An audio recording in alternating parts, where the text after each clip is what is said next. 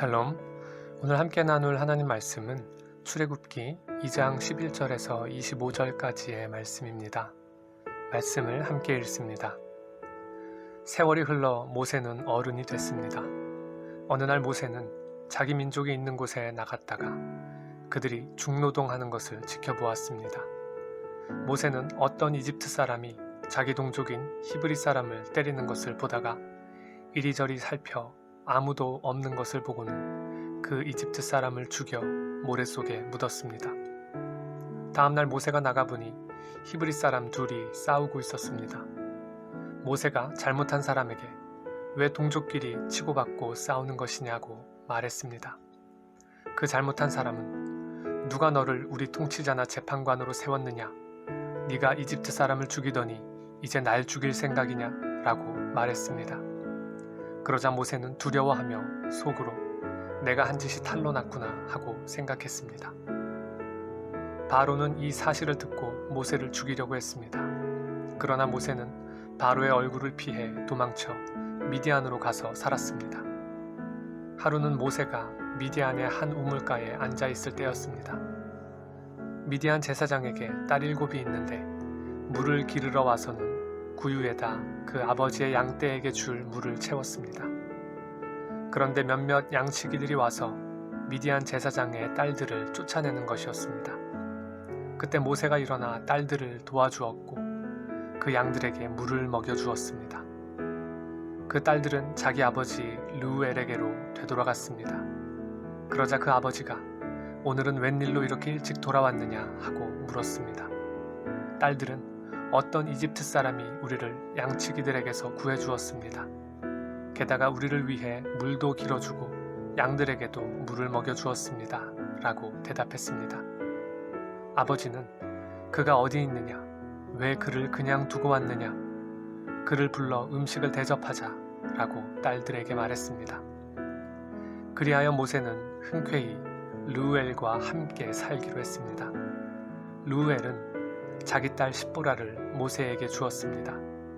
십보라는 모세에게 아들을 낳아주었습니다. 모세는 아들의 이름을 게르솜이라고 지었습니다. 모세가 말하기를 내가 이방 땅에서 이방 사람이 됐다라고 했기 때문이었습니다. 오랜 세월이 흘러 그 이집트 왕이 죽었습니다. 이스라엘 민족은 중노동으로 인해 신음하며 울부짖었습니다. 그러자 이스라엘 민족의 울부짖는 소리가 하나님께 이르렀습니다. 하나님께서는 이스라엘 민족의 신음소리를 들으시고 아브라함과 이삭과 야곱과 맺은 언약을 기억하셨습니다.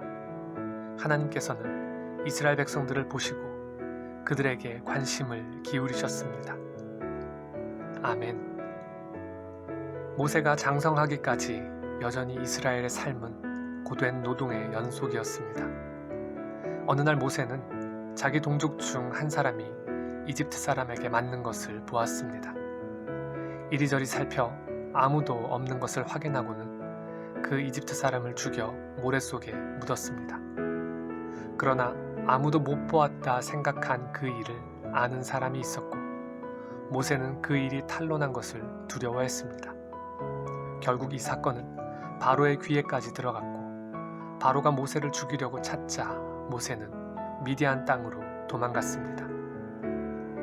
모세가 자기 동족들이 힘겹게 일하는 곳으로 나갔다는 것은 모세가 자신의 혈통적 뿌리에 대해 알고 있었다는 것을 뜻합니다.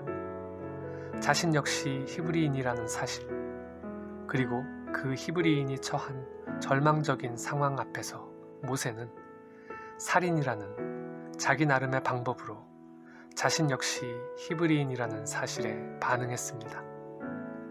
하지만 그 방법과 결정은 결코 옳은 일도 정당한 일도 아니었습니다.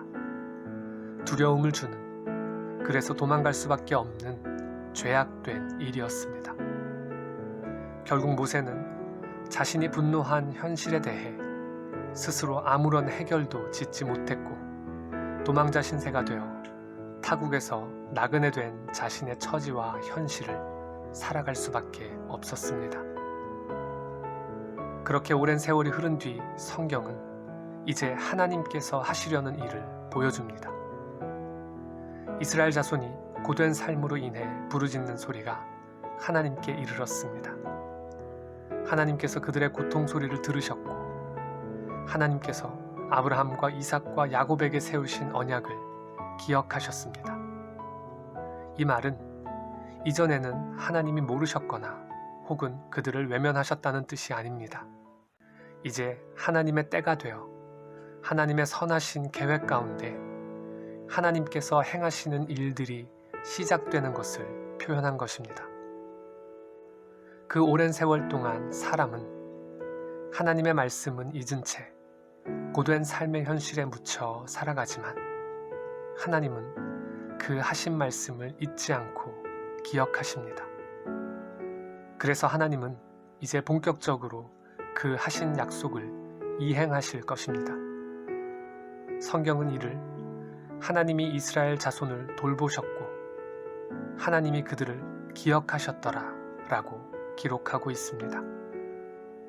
사람은 잊을지라도 하나님은 기억하십니다.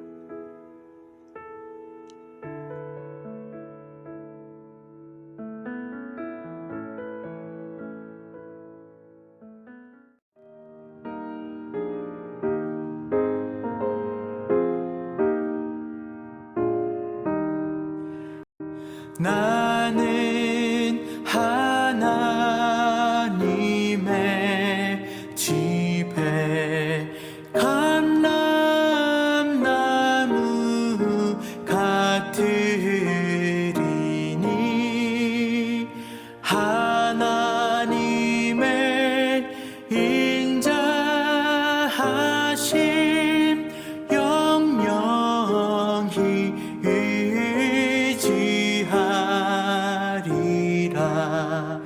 주가 다 행하셨으니 나 영영히 감사하며 주의 이름 선하시